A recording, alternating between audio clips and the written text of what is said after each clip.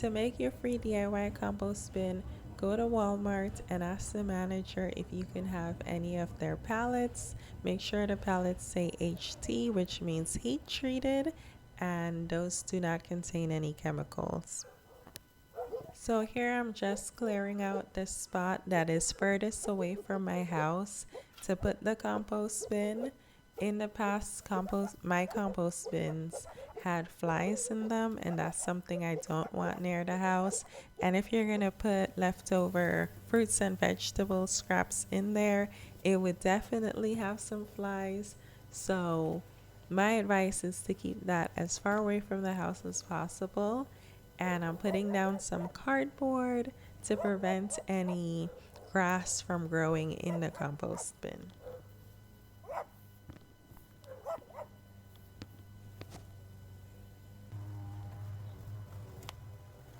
Now you're going to want to put the pallets with the aesthetically pleasing side facing outwards and the uglier side facing in.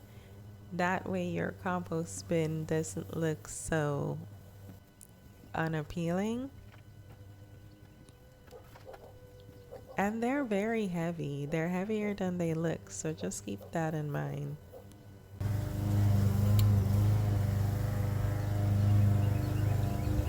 You're welcome to use brackets to hold the compost bins together, but I chose to just use some screws on the outside and use some of these brackets to hold it in the middle.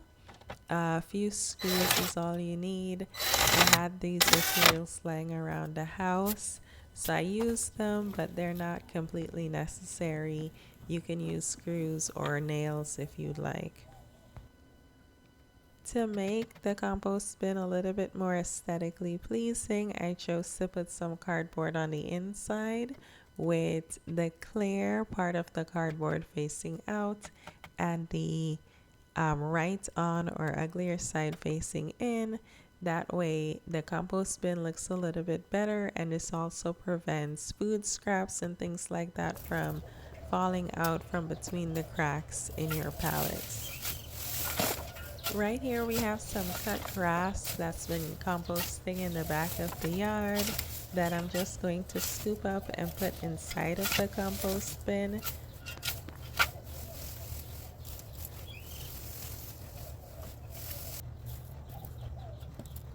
And I chose not to screw on the last pallet. This is just so that the compost remains open so I can turn it whenever it gets hot. You need to do that so that the material decomposes properly. Thanks for watching.